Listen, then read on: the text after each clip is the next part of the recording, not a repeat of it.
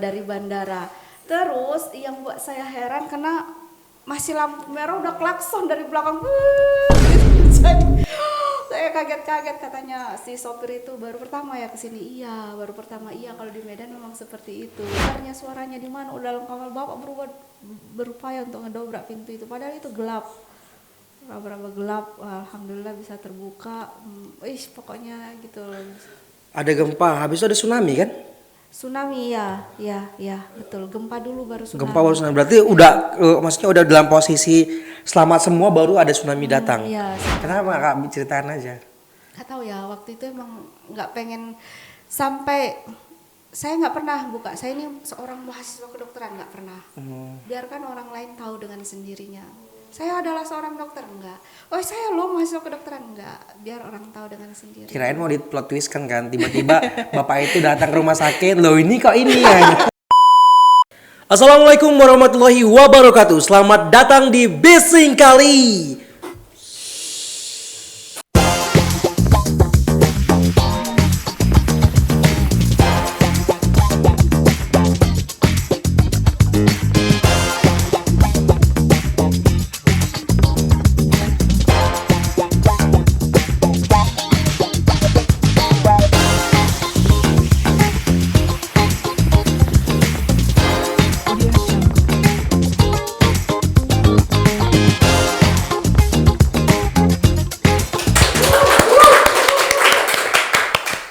Yap, gimana nih akhirnya Bising Kali memasuki episode yang semakin panjang. Dan tentunya semakin panjang episode Bising Kali tentunya tak terlepas dari dukungan teman-teman para viewers, para followers yang setia menunggu keupdatean dari Bising Kali. Semoga teman-teman semua sehat selalu ya. Oke, hari ini Bising Kali sedang kedatangan bintang tamu yang sangat inspiratif. Karena tadi di backstage saya juga udah ngomong-ngomong cerita-cerita sekilas dengan perjalanan beliau. Hari ini ada Kak Yusma. Halo Kak Yusma. Halo, Abah. Gimana nih kabarnya? Ya, alhamdulillah saat ini sehat, baik. Alhamdulillah sehat sekali. Boleh dong perkenalkan diri ke depan kamera.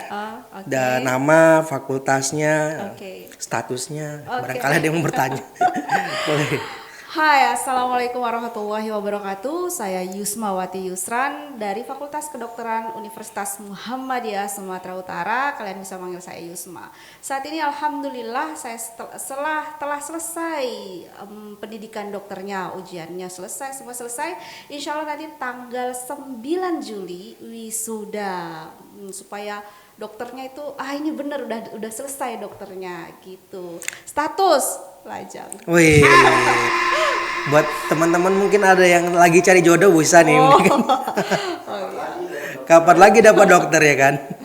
Kak Yusma Fakultas Kedokteran ya? Iya. Berarti kalau masa pendidikan kedokteran itu berapa lama sih sebenarnya? Alhamdulillah saya mampu menyelesaikan dalam waktu yang paling cepat. Seperti kalau teman-teman seangkatan kan masih ada yang belum selesai. Alhamdulillah untuk preklinik itu 3,5 tahun. Preklinik itu apa Preklinik namanya? itu sarjana. Jadi beda dengan yang lain. Kalau yang lain itu kan kalau udah selesai sarjana selesai kan. Kalau kedokteran enggak, ada lagi pendidikan profesinya setelah selesai sarjana. Bener. Ada lagi apa? Penempatannya 1 tahun. Jadi panjang prosesnya untuk menjadi seorang dokter. Ya nggak sembarangan juga ya kan. Yes. Itulah namanya seorang dokter kan. Jadi proses dan perjalanannya lebih panjang dibandingkan dengan yang lain. Ya, karena memang harus ada yang dipelajari lebih dalam lagi. Ya, betul. Seperti itu. Betul, Nah, betul. cerita tentang kedokteran emang cita-cita kakak dari kecil atau gimana? Sebenarnya cita-cita malah bukan dokter. Oh iya. Pengennya jadi teknik mesin. Astagfirullahaladzim. Kenapa pengen jadi teknisi perempuan tapi? Suka dengan mesin-mesin kayak robot-robotan. Dulu mainannya seperti itu. Jadi pengen kayak gimana ya, pengen punya robot yang bisa bantu-bantu kemana-mana. Gitu. Terinspirasi robot-robotan ya. Terbalik ya. Saya dulu waktu kecil main Barbie. Tapi akhirnya terinspirasi lah waktu itu SMP kelas 1. Kebetulan lagi sakit nih, ke rumah sakit. Pelayanannya kok seperti ini ya. Nah waktu itu apakah karena datangnya cuma pakai daster doang mamaku gitu, apakah karena begini. Akhirnya dari situlah kayaknya bolehlah, saya pengen ngebantuin orang banyak, apalagi yang dalam keadaan sakit-sakit kayak gini. Ya, udahlah, barulah muncul, oh iya pengen jadi dokter. Sampai sekarang Sampai akhirnya sekarang, tercapai. alhamdulillah. Alhamdulillah. Tapi kakak memang asli orang Medan? Bukan, saya dari Sulawesi. Sulawesi. Iya, saya dari Jauh-jauh ke Medan nih ngapain? Kok Ah, jauh banget sampai ke Medan itulah larinya? panjang ceritanya. Kita buka di sekarang Nah, nih. kita buka dulu.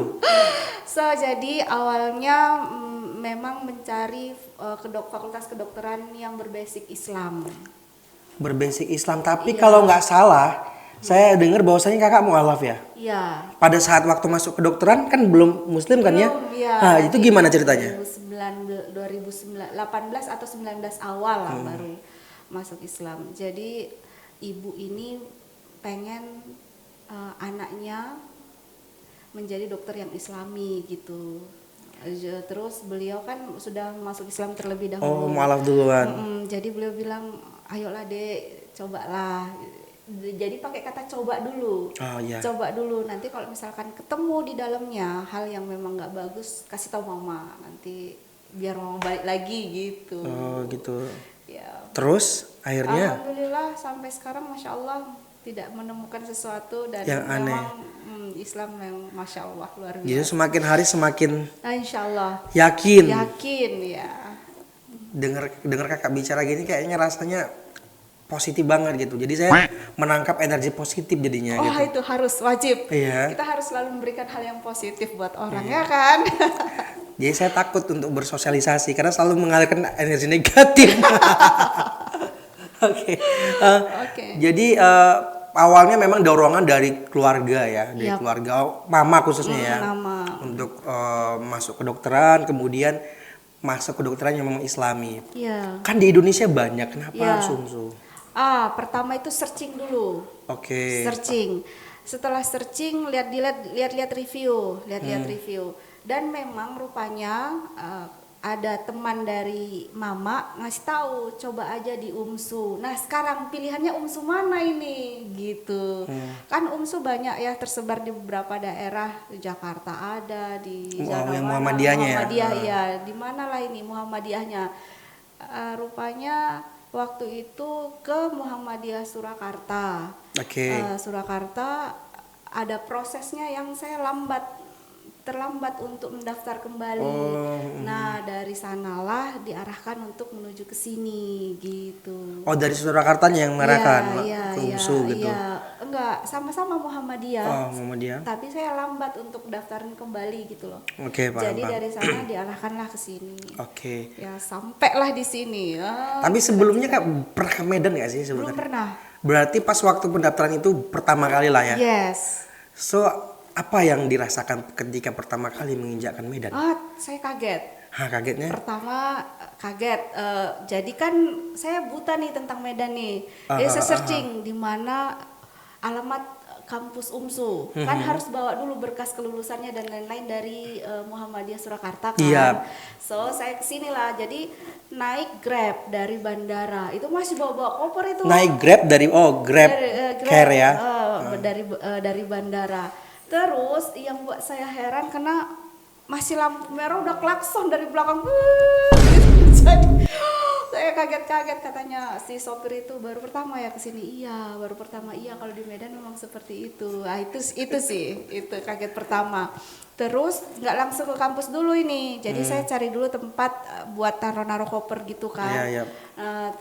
Ya paling herannya lagi di sini motor dibilang kereta. Jadi nanti iya, kalau parkir bener. kereta UMSU ini besar sekali, ada tempat parkir kereta api begitu. Jadi rupanya kereta itu motor, bawa kayak gitu sih. Tapi overall orangnya baik-baik. Kalau motor justru mobil, bukan motor ya, motor ya. Motor, mobil. Jadi kebalik-balik, nggak kebalik-balik memang bahasa seperti itu. Kereta, oke. Itu sih. Ya sampai sekarang sih memang dirasakan seperti itu. Orang-orang pertama kali baru ke Medan pun rata-rata memang terkejutnya gitu. Kultur shocknya seperti itu. Ya. Ya, belum lampu hijau udah jalan duluan. Nanti disenggol dia ngamuk duluan, pada yang salah, itu udah biasa. Suaranya gede. Suara gede ya kan. Suaranya gede. Terus klaksonnya itu tuh yang nggak sabaran. ya udah terbang aja Pak gitu. Memang begitu deh Medan. Tapi aku pernah lo kejadian, aku udah di posisi yang bener nih, di posisi yang bener, lampu hijau. Jadi ada mama-mama lewat, udah lampu merah. Dia yang salah, dia pula yang melotot nyawa. The power of mama. The power of mama. Iya. Memang rata-rata mama gitu. Atau kakak anti pun gitu juga enggak ya? Janganlah ya. Jangan. Tapi jangan salah, sekarang juga banyak bapak-bapak yang sen kanan tapi belok kiri. Apa sih bilangnya kalau sen di sini? Ya sen juga. Sen kan. Sen ya, kanan, sen belok ke kanan, kiri. belok kiri. Sekarang justru lebih banyak bapak-bapak lagi yang kayak gitu. Oh iya ya. Itu karena keseringan bergaul sama mama. Oke, nah selanjutnya ada kisah yang menarik nih kan kakak waktu daftar berarti posisinya belum beragama Muslim ya. Sebenarnya ya.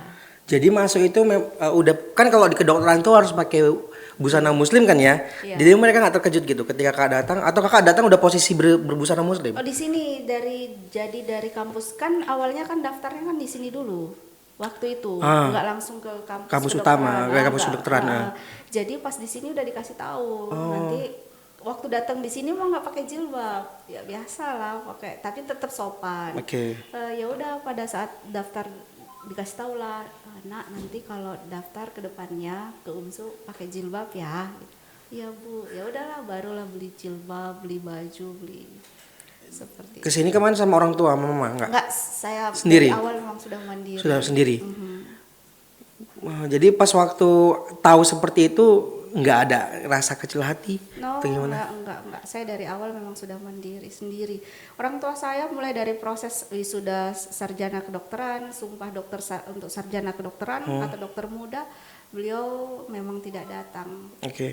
Karena keadaan, kondisinya, kondisi kesehatannya memang belum tidak bisa untuk datang. Tapi saat pendaftaran kan petugas sudah tahu kakak non Muslim. Enggak.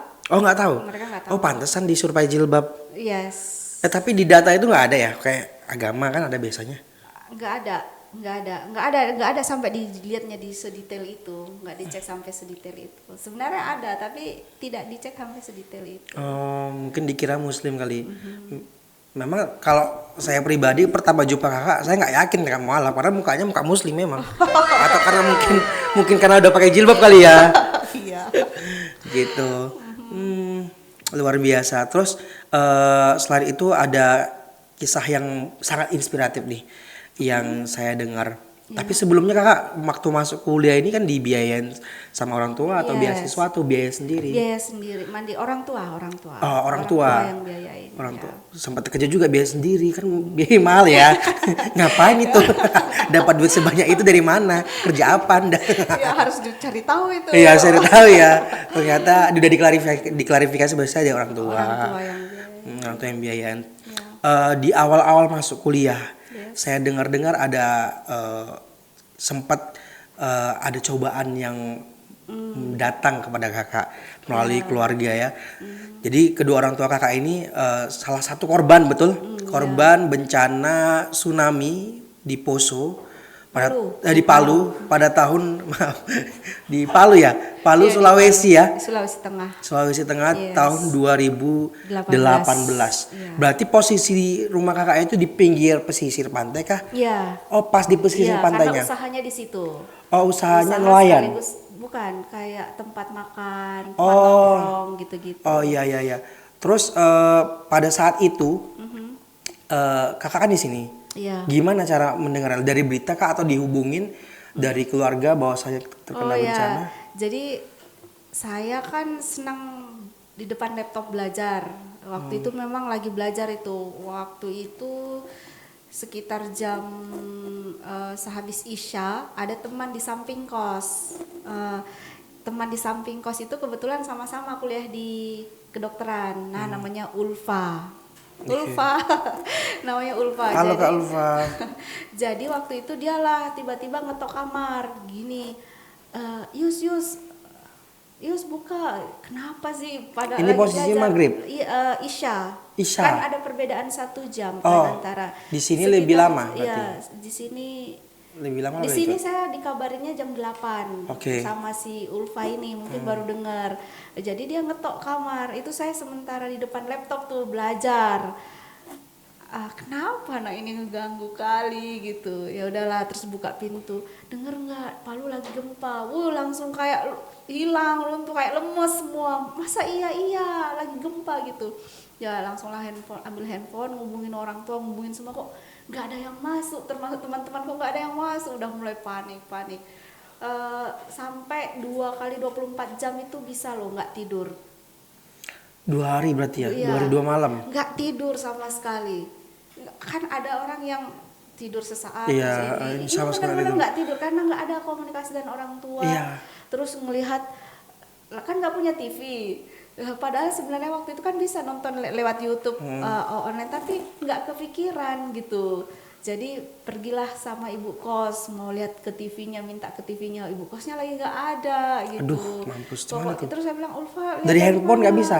Karena memang udah Udah hectic, udah bingung mau ngapain gitu ya? Udah bingung mau di mana ini, kayak gitulah. Sampai kan waktu itu pengenalan kampus ya kita di sini, PKKMB. PKKMB. Itu ada nginapnya tuh, apa sih ya kalau nggak Kiam. Iya. Sekarang BAM namanya. Kiam, dulu Kiam ada nginapnya.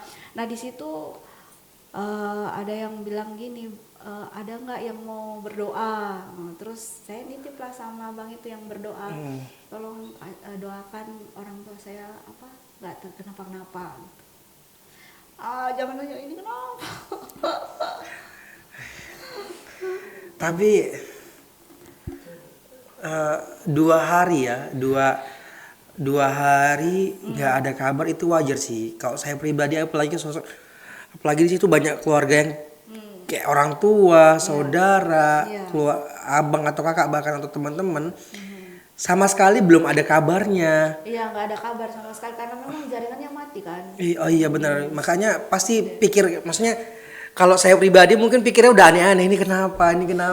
Ya sempat berpikiran karena kondisi rumah kan di dekat situ. Tsunami berarti airnya kan naik tuh sampai berapa meter ke atas kan. So seperti itu lah. Jadi pas waktu pas waktu ketawanya berapa hari? Maksudnya bisa komunikasi. Iya, bisa komunikasi. Bisa komunikasi 3 bulan baru bisa komunikasi. 3 bulan? Iya, 3 bulan. Itu bukan waktu yang singkat loh Kak, 3 bulan tanpa keluarga dengan posisi yang kita tahu bahwa saya itu ada bencana. Iya, maksudnya untuk komunikasi langsung 3 bulan baru bisa mendengar suaranya. Tapi informasinya kan dicari tahu tuh, dicari tahu alhamdulillah dalam keadaan selamat. Iya. Itu berapa hari? Orang tua inti sekitar 2 minggu. 2 minggu baru ada kabar. 2 minggu karena listrik mati, semuanya mati. Jadi pas ada kabar 2 minggu, ya sudah bisa tarik nafas, sudah sehat. Tapi kan pengen kan dengar. Iya bener sih. Oke, kru, boleh ambil tisunya. Terima kasih 2 ya. Enggak, belum. 2 minggu itu pun waktunya lama loh Kak. Mengganggu. Karena kalau nggak salah bencana di Palu itu bencana yang salah satu besar kan, korban jiwanya juga banyak banget. Ribuan kan? Lebih besar dari Aceh. Kan ada kan di Aceh gempa yang gede kali itu. Tahun 2004. Ya itu lebih besar lagi. Oh iya. Jadi pas waktu tahunya itu bahwa saya orang tua selamat dari mana? Dari berita kah atau dari? Jadi dicari tahu ada yang bantu tuh dari mana ya. Terus minta tolonglah sama beliau bantu. Terus diinformasikan lah bahwasannya handphonenya hilang sih. Kalau nggak hilang ada tuh chat-chatannya keluarga dalam keadaan baik-baik saja. Semuanya. Saat ini diungsikan di rumah salah satu warga yang ada di Palu gitu. Jadi pas waktu udah tahu bahwa saya keluarga selamat udah agak reda. Alhamdulillah, langsung sujud syukur. Terima kasih ya Allah udah dikasih kesempatan lagi gitu. Oke. Hal yang pertama kali Kakak lakukan setelah tahu bahwa saya keluarga selamat apa? Ya, saya sujud syukur. Terima kasih sama Allah. Allah masih berikan kesempatan untuk bisa ketemu lagi khususnya dengan keluarga inti. Keluarga inti. Setelah itu 3 bulan kemudian baru langsung berkomunikasi dengan orang tua secara Iya. telepon ya. Iya, karena alat komunikasi kan nggak ada Terputus, semua. Selain terputus kan terbawa Iya, arus semua. tsunami ya. Semua memang benar-benar rata, udah nggak ada lagi yang sisa. Rumah apa semua nggak ada lagi yang sisa. Jadi benar-benar nggak ada, tinggal baju aja di badan. Kayak gitu. Jadi pas waktu telepon sama orang tua, apa yang pertama kali kakak katakan atau orang tua katakan pada saat itu? Masih ingat nggak? Assalamualaikum kata orang tua kan, nggak bisa ngomong, nangis dulu, nangis terus akhirnya keluarlah baru bisa keluar suaranya. Oh nangisnya kayak gitulah, nangis dulu, oh gitu, terus nanya gimana kok bisa selamat. Iya mama merangkak keluar, banyak pecahan kaca di lututnya, di kakinya, di tangannya itu merangkak keluar, pecahan kaca itu nempel semua di badannya, udah nggak kerasa kayak gitu. Jadi wah, terus gimana sekarang, sehat gitu. Jadi mama sampai sekarang itu kalau ada sedikit saja suara atau apa langsung ini. Oh, ada trauma, iya memang sih. Terus Karena ketinggian juga kayak udah, makanya dari keadaan itulah, dari proses itulah mama bapak itu ndak bisa lagi untuk berangkat jauh karena takut apa itu sudah rasa ada trauma itu udah ada. sampai sekarang dan nggak bisa dihilangkan gitu loh, karena wow sekali. Karena mungkin itu baru pertama kali kejadian, Besar pula. besar pula. Iya benar-benar. Jadi berarti pada saat itu kejadian orang tua di dalam rumah. Ya. Rumah kan dalam posisi ambruk ya? Enggak. Nah, jadi waktu inilah kuasa Allah. Jadi waktu itu kan ada acara tuh di Palu. Jadi memang ada acara. Jadi orang tua kan usahanya di situ. Jadi rame nih karena dari luar negeri semua datang tuh. Ada acara waktu itu di Palu. Jadi orang tua ini bilang sama yang di samping, nitip dulu mau sholat. Mau sholat. Nah, jadi sholat lah ini, tapi Mama yang sholat. iya, jadi titip dulu mau sholat. Jadi bapak bilang ikutlah sekalian, ini ditinggal nggak apa-apa, nanti dimaling apanya ini usahanya, udah nggak apa-apa. Jadi semuanya itu pergi ke satu tempat untuk sholat di situ, sekalian makan di situ. Loh, padahal papa masih non muslim ya? Jadi ikut katanya bapak, sudah, terus pergilah di satu tempat itu, baru sementara sholat maghrib sudah goyang, udah langsung ini. Nah rumah yang ditempati makan itu, mama bapak satu keluarga, itulah yang alhamdulillah tidak rubuh di situ, merangkaklah keluar, merangkak karena mati padam kan kejadiannya maghrib. Iya, gelap ya. So gelap gulita, jadi merangkak keluar. Itu pun waktu merangkak kan masih goyang gini. Iya, benar. Ada berapa menit itu? Karena dalam posisi gempa jalan pun nggak bisa ya. Iya. Pasti kita merangkak. Iya betul. Selain gempa kan ada ini juga likuifaksi, jadi tanahnya bergeser gitu. Jadi wah luar biasa sih waktu itu, dan alhamdulillah Allah kasih kesempatan. Iya benar. Tapi aku rasa itu kayak bukan suatu kebetulan sih, itu atas kuasa Allah, karena di posisi sebelum kejadian kan posisi mama doang yang muslim kan, mau sholat. Nah bapak ini tiba-tiba ikut ikut mau gitu, ikut tumbenan itu, dan sama keluarga yang lain juga ya, sama adik-adik berkumpul di satu tempat. Padahal bapak itu jarang papa ikut, malas, lebih senangnya itu ya udah di rumah saja. Kayak ini kok tiba-tiba ikut, dia udah ayolah pergilah ke situ, ke satu tempat itu. Memang di situ mama biasa sering ke situ kalau makan apa. Maksudnya ini kita mau persiapan ini karena di Palu nanti mau ada acara besar, otomatis banyak pelanggan nanti yang datang gitu. Insya Allah. Iya. Salah satu kenikmatan dan keajaiban yang bisa langsung kita rasakan sama-sama. Ya alhamdulillah. Walaupun saya pribadi juga nggak ngerasakan secara langsung, tapi dengan melalui cerita ini aja saya merasa luar biasa banget gitu. Ya kan saya sempat didampingi oleh dokter psikiatri selama 3 bulan sama dokter Nanda. Terima kasih dokter Nanda, beliau ngedampingin. Kan saya curhat, Bu saya kok takut ya, Yusma takut kalau tidur itu takut kayak barang-barang itu jatuh semua. Iya, oh ya Yusma gitu. Ya sama beliau lah yang mendampingi kejiwaan selama 3 bulan. punya efek juga ya berarti ya kak ke kita. Berarti dari kakak sendiri ada rasa trauma tersendiri walaupun Tidak ada di sana. tidak ada di sana Iya, gitu. Karena betul. orang tua menceritakan langsung kan gimana posisi pada waktu itu gitu. Iya, iya betul. Itu pun terjadi setelah orang tua menceritakan, betul. Iya, terjadi setelah orang tua menceritakan. Iya, awalnya kan nggak mau dulu ngelihat gimana proses kan udah banyak tuh diupload, tapi nggak mau ngelihat dulu karena takut karena belum ada Kabar. kabar. Setelah 2 minggu kan ada kabar, tapi Iya. belum dengar suara, jadi masih belum percaya. Nah setelah diceritakan, mama cerita nangis-nangis, ya mama merangkak, terus tuh ya adik-adik itu terkunci di kamar gitu-gitu. Jadi Terkunci di kamar mana?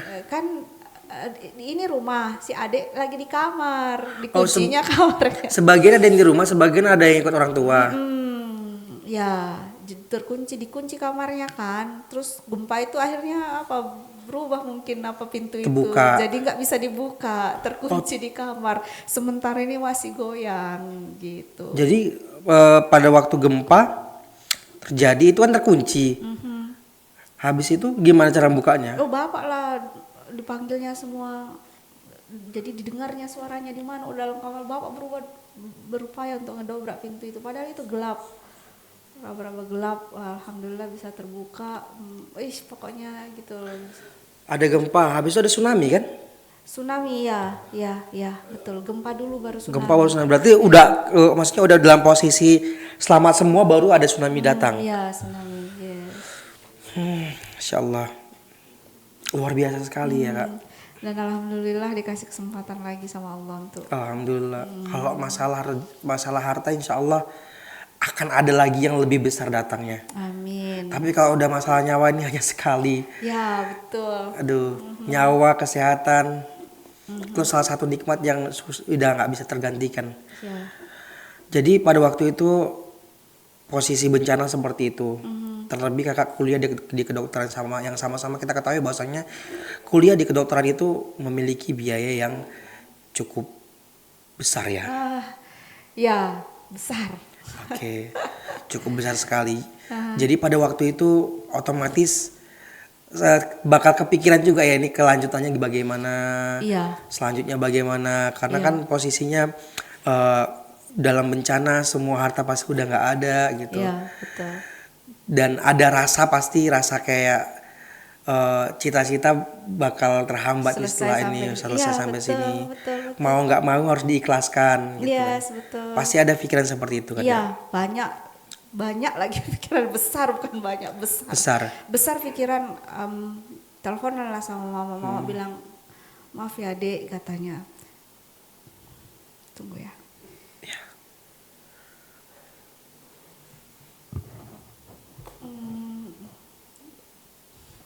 I can't speak.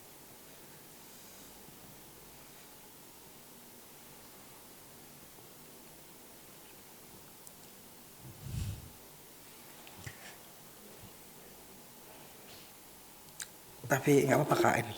Kalau misalnya nggak dijawab pun nggak apa-apa. Kok takut ini. Aman. Kok gak bisa ngomong ya?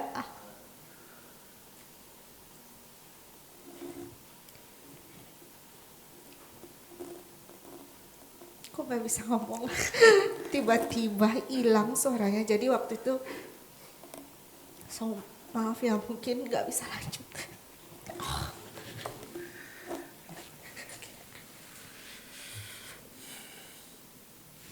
Pas waktu dikasih tahu bahwasannya untuk saat ini berhenti dulu gitu atau cuti dulu lah bahasa halusnya. Oke, jadi waktu itu mama nelpon kan, katanya gini, sorry dek, baru bilang sorry saya tuh sudah paham. Iya mama ngerti, mama gak usah bilang sorry karena memang keadaannya seperti ini. Mama nggak bisa lagi ngomong, jadi udah diem-dieman sambil nangis gitu kan. So karena nggak tega tak matiin lah teleponnya. Nah setelah itu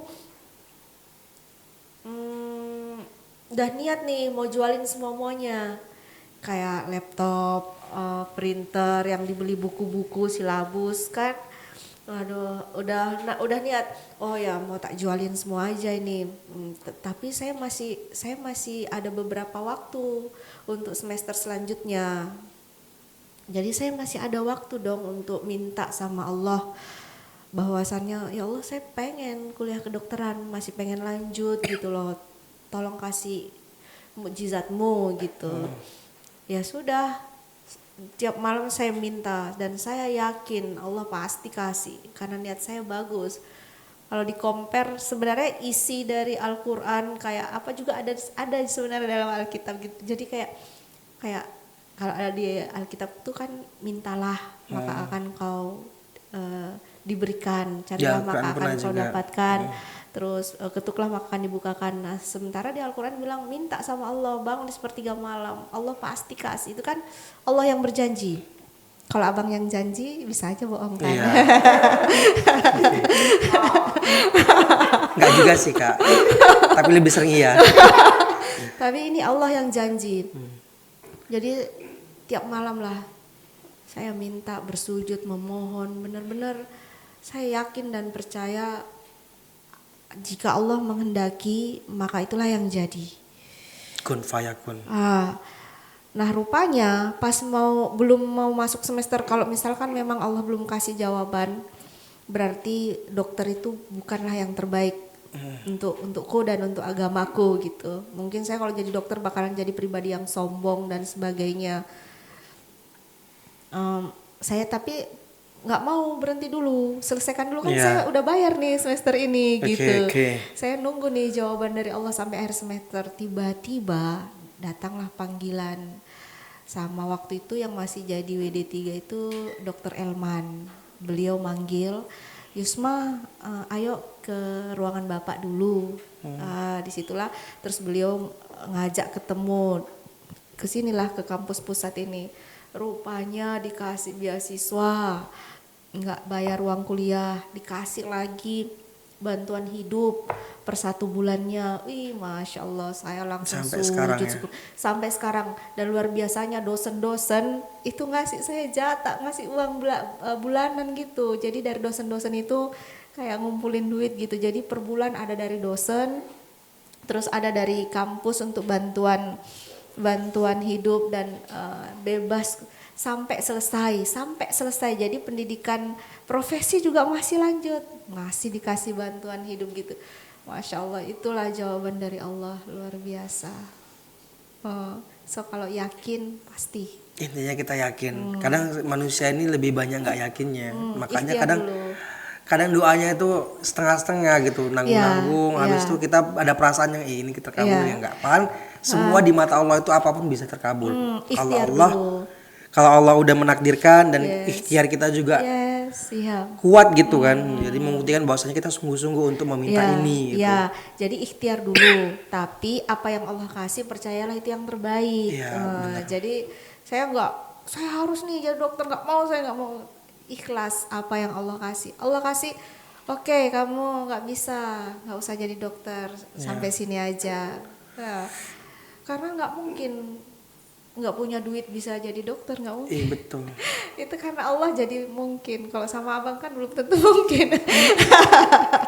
Dua kali ya. Gitulah. Tapi kakak punya cita-cita pengen jadi dokter apa sebenarnya?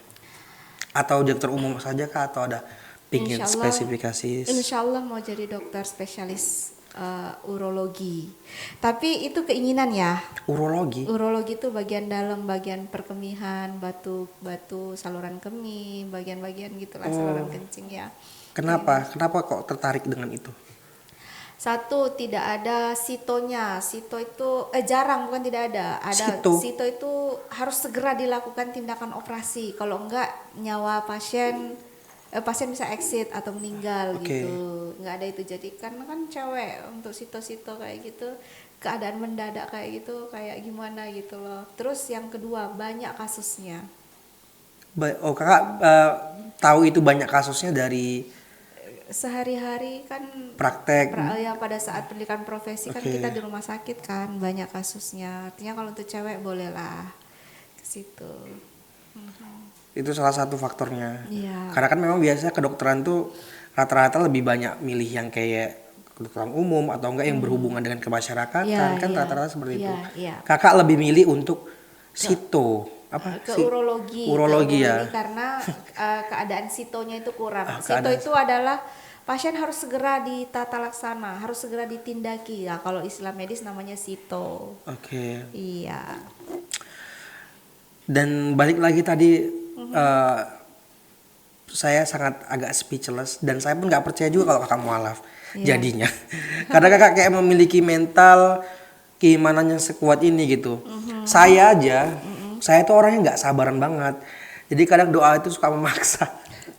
Makanya ketika kakak mendengar seperti ini, yang penting kita sabar, ikhtiar kita kuat.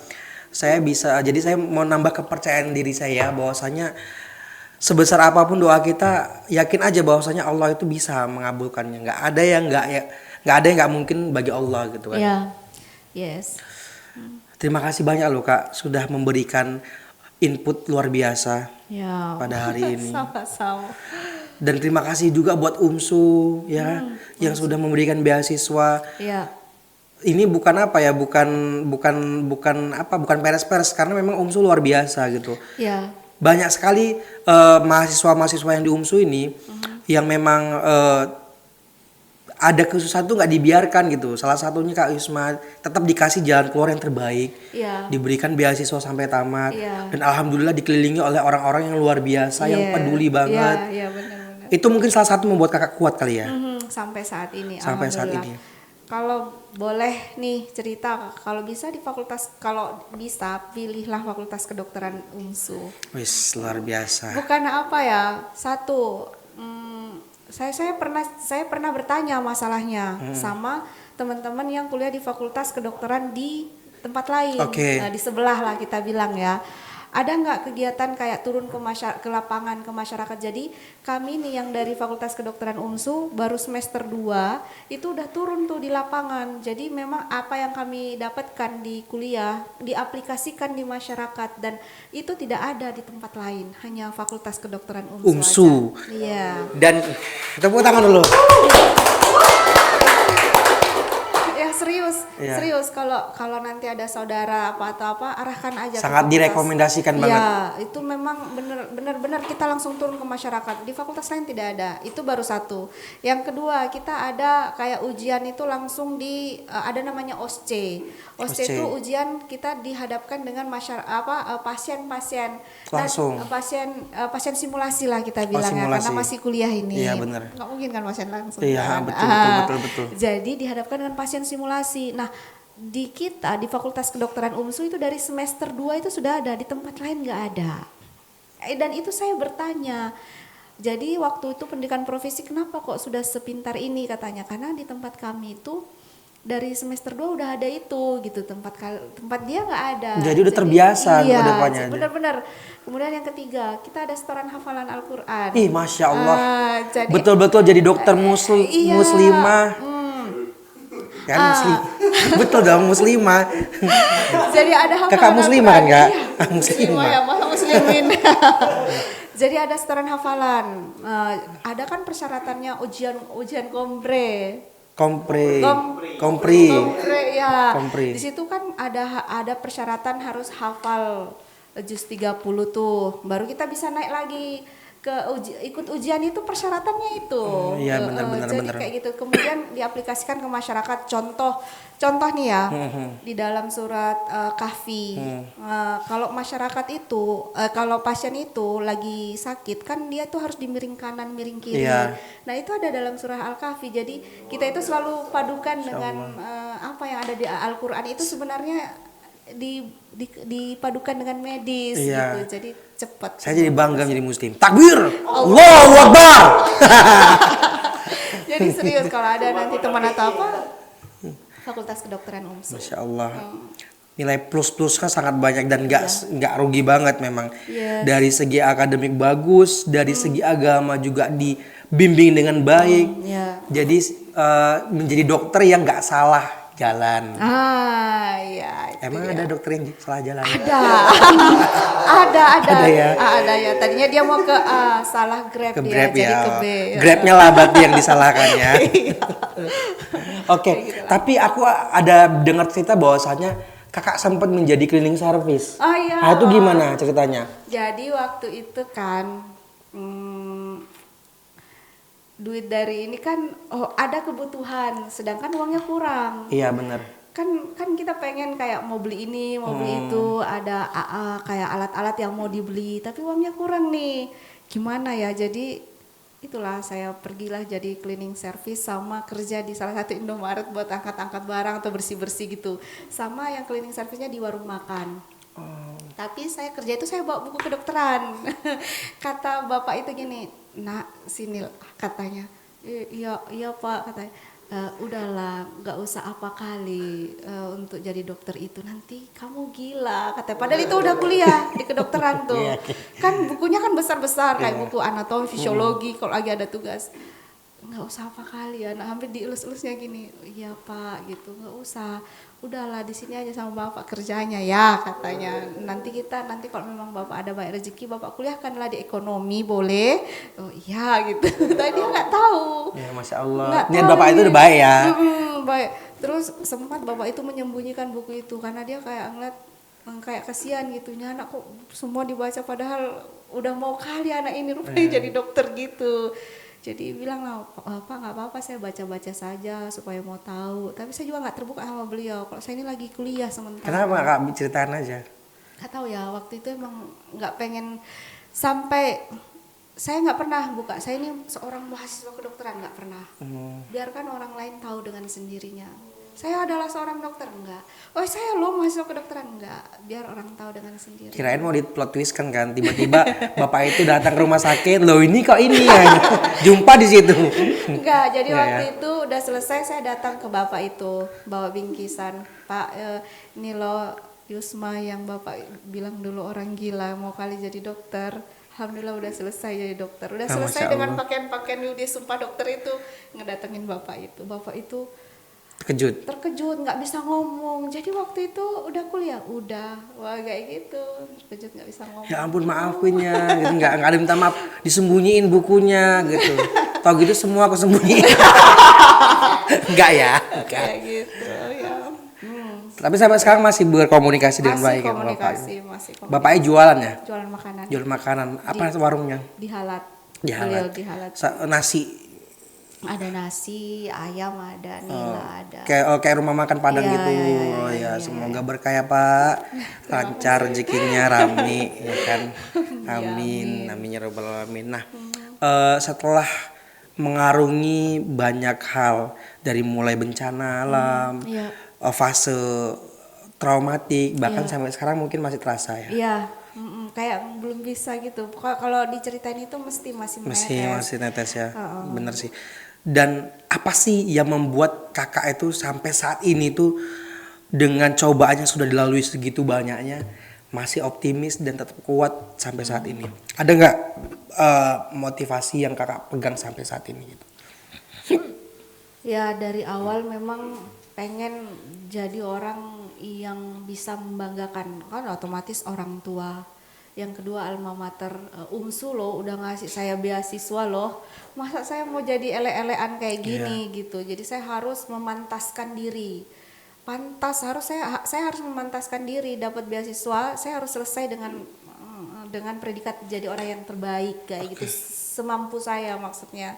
Saya harus memantaskan diri. Nah itu dua sih prinsip yang saya pegang.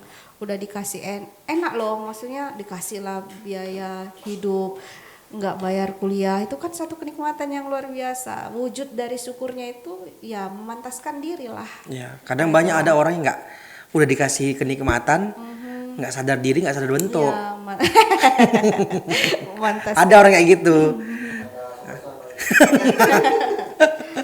Gitu. Ya. Kak Yusma, makasih banyak loh Kak. Ya. Inspirasi banget.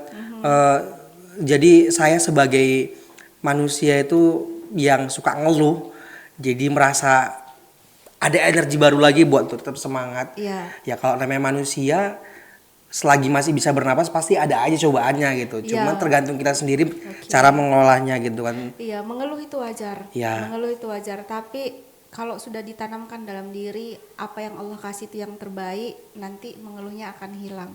Percayalah. Kadang apa yang kita inginkan sebenarnya bukan yang dibutuhkan. Itu hanya keinginan. Kebutuhan bukan itu sebenarnya. Iya. Ngeluh nih nggak sampai saya kok nggak dapet ini. Contoh, abang naksir si A misalnya kan. Ternyata Allah kasihnya si B gitu. Berarti Nggak mau, si B tetap yang si A aja. belum, oh, nggak bisa. Jadi gitu ya. Percayalah bahwasannya pasti Allah kasih yang terbaik. Kadang kita nggak sadar nih, kenapa ya kayak gini. Nanti pada saat udah beberapa lama dijalani baru sadar, oh rupanya Allah kasih saya kuliah di UMSU karena ini. Karena ini kan sempat kecewa juga dulu, kok dipindahin ke sini hanya karena daftar ulangnya terlambat. Rupanya ada hikmahnya. Kenapa di UMSU? Luar biasa. Gitu. Makasih banyak ya Kak. Ya, sama-sama. Aduh. Jadi teman-teman banyak sekali kisah-kisah yang diceritakan oleh Kak Yusma. Jadi spirit kita baru bahwasanya ya kita jangan gampang menyerah. Mengeluh boleh, berhenti tapi jangan. Karena ketika kita berhenti itulah bukti dari bahwasanya kita berada di kehancuran awal. Jadi jangan berhenti, tetap optimis dan selalu positive thinking. Ya, Oke. Oke, kita lanjut ke sesi berikutnya yaitu question random 1 menit lebih dekat. Jadi ini ada pertanyaan Kak. oke. Pertanyaannya itu lebih dan mendalam. Oke. Seandainya tapi Iya, nih ya. seandainya. Jadi pertanyaan pertama itu adalah jika dikasih waktu 1 menit buat jumpa dengan orang yang sudah tidak bersama kita, apa yang ingin kakak katakan dan hal apa yang ingin kakak lakukan pertama kali? Yang tidak bersama kita saat ini. Pertama buat teman-temanku yang 9 orang. 9 orang ini. Oke. Waktu mau kesini dibelikan laptop. So, thank you. Sekarang saya udah jadi dokter. Itu sih. Jadi kakak kesini ada 10 orang. Enggak, 9 orang. Jadi kami, iya 10 orang dianterin ke bandara. 9 orang masuk dalam korban So, dan exit meninggal semua. dunia. Iya, dibeliin laptop tuh, masih ada laptopnya. Jadi ketika misalnya mereka ada lagi kembali misalnya, apa yang kakak katakan? Mau kasih tahu, sekarang udah jadi dokter. Terima kasih. Itu aja. Oke. Al-Fatihah untuk almarhum teman-temannya ya kak ya.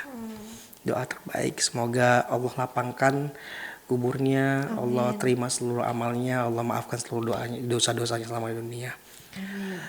Kemudian, pertanyaan berikutnya. Oke.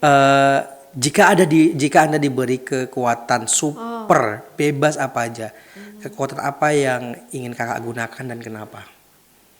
Kalau itu terjadi, saya pengen jadi orang yang kaya harta, kaya iman, pengen bantuin orang banyak,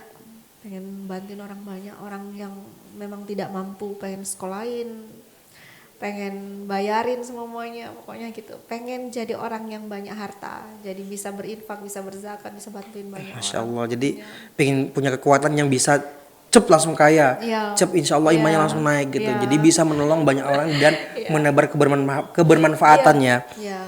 Karena kita pernah di posisi yang seperti itu, jadi kita tahu betul gimana susahnya, betul ya kak ya. Kak, terima kasih banyak ya kak, Oke, sudah mau hadir di rumahnya Bisinggali. Yap.